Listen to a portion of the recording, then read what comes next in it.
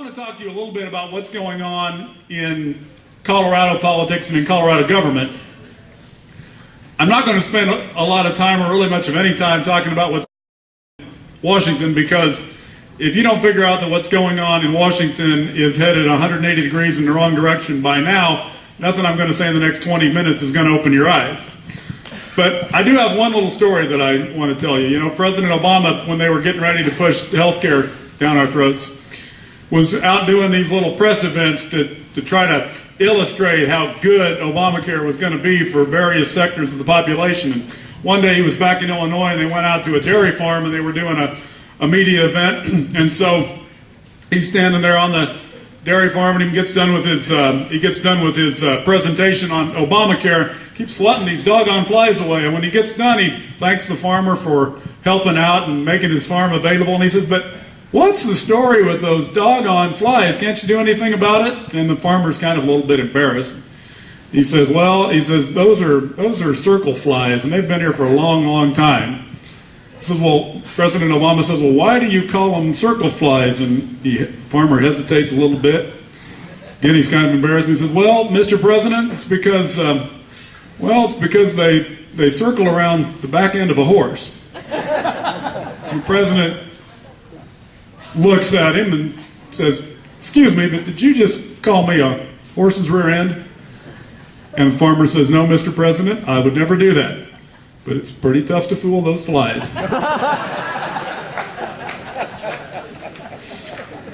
You know, in Colorado, there are more than 1 billion reasons why by now taxpayers should know that we can't trust Democrats to run state government.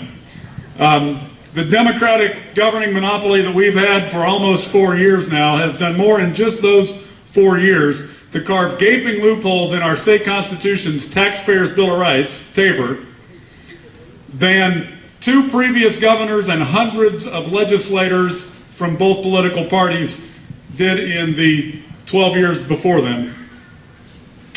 Governor Ritter and the Democrat-controlled legislature have instituted a new hospital fee that, when it's fully implemented, is going to cost people who have to have themselves or their loved ones in a hospital, it's going to cost $600 million more per year. They, of course, increased our vehicle fees by an amount that's going to equal about $250 million a year. And I don't know about you, but when I pay that fee, it sure feels a whole lot like I'm paying a tax. They increased property taxes by $234 million a year. They increased sales taxes last year by $50 million a year. And this year they came back and increased them again by $130 million a year. All those things add up to almost $1.25 billion a year more paid by Colorado taxpayers, and yet, miraculously, the legislature never once, in raising over $1 billion, never once managed to trigger the constitutional requirement that the people of Colorado have to approve tax increases. You know, after the Taxpayers' Bill of Rights passed in 1992, for about 14 years, it enjoyed deference, sometimes kind of grudging deference from some in elected office. But lawmakers understood at that time why the people had passed it, that said you can't grow government faster than the economy, and if you want to raise taxes or keep more money for government to spend, you have to go to the taxpayers and ask their permission. And lawmakers occasionally would go to the voters and ask for that sort of permission. But the 2006 election changed all of that.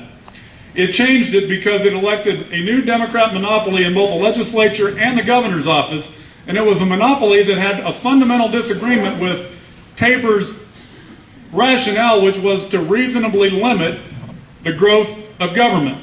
So they started out in 2007, Bill Ritter's first year on the job, and they changed the School Finance Act to force your local school district to collect more money in property taxes so that the state could actually spend less of its money on K-12 education. Previously, they did that by freezing the mill levy, and they said, oh, this is a property tax freeze. When you all got your property tax valuation, or this spring you got your bill, did you notice that your property taxes have been frozen? I didn't either. It sure looked to me like they went up. But Democrats decided they could do this without taking it to a vote of the people. They commandeered the political will and then a legal argument to say, here's how we can do it. without a vote of the people. They took it to the Supreme Court, and they prevailed in the Colorado Supreme Court. One more reason to vote no on retaining justices in November. And as a result, Colorado property owners alone are going to wind up paying more than $3.8 billion more in property taxes over the next 10 years, actually the 3 passed in the next 7, than they would have paid if this tax freeze hadn't gone into effect. So after they got the state Supreme Court to say that that's okay to raise your taxes without a vote of the people, they came back last year and they smashed another one of Tabor's limitations by eliminating the limit on how fast our general fund spending can grow. And the general fund is just basically where your general tax dollars, your sales tax dollars, and your income tax dollars go to the state. They said, well, we can do this without a vote of the people, even though Tabor says you can't change a spending limit without a vote of the people. And even though the limit that they were changing is called in state law the general fund spending limitation, they said, we don't have to go to a vote of the people to change this limit because it's not a limitation, it's an allocation strategy, and Tabor is silent on allocation strategies. Well, you can just figure what the Supreme Court would have thought about that, given that they said that a tax increase isn't a tax increase. And when they said that, they also went out of their way to tip off the legislature and answer a question that they weren't even asked. They said, by the way, not only can you increase property taxes without a vote of the people, you can also eliminate exemptions to sales taxes and other taxes that come along as long as you don't go above what's left of the Tabor spending limits. That's how the legislature got together over the last 2 years, Democrats to increase sales taxes by $180 million a year. But there's even one much greater deception than all of the backdoor tax increases, and that is the myriad of fees masquerading, rather taxes masquerading as fees. They amount to a whole lot more than these tax increases. In the past, we generally understood taxes were money that were collected broadly from everybody in the state, and the legislature could spend it any way they pleased. Fees, we always understood, were collected for one purpose and to pay for that purpose. It was basically to pay for administration, licensing, and registration of certain things that we required licensing and registration.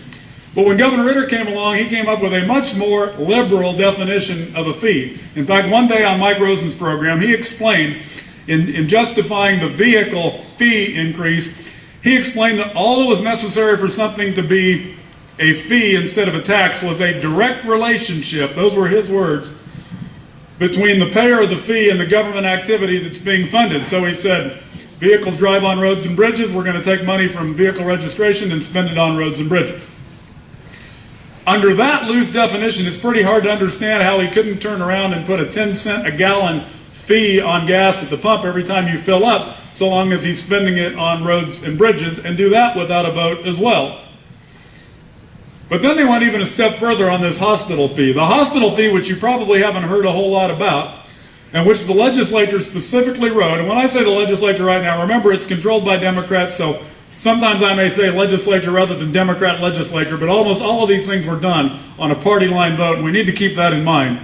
The legislature passed this bill requiring hospitals to impose a fee on inpatient and outpatient services so that they could get some federal money as well, but in order to get that federal money, they had to raise new money in the state. $600 million a year from everybody who winds up going to a hospital. And they specifically told hospitals in this bill, even though they said this is going to be free money, it's not going to cost anybody in Colorado anything, they specifically prohibited hospitals from itemizing this fee on your bill when you go to the hospital. And there is no direct relationship whatsoever between the people who are paying the $600 million and the Medicare and Medicaid services that are paid for by that $600 million. And they did all of this in a bill that they called, ironically, the Health Care Affordability Act. These two fees, when you completely implement them, raise $850 million a year right here in the state of Colorado. To give you some idea how big that is in the state budget, the general fund in the state of Colorado is a little under $8 billion a year. So without ever going to a vote of the people and without raising taxes officially, they essentially increase their ability to spend by more than 10% per year. It's not surprising that even Gallup says that right now people have the lowest confidence level ever in state government.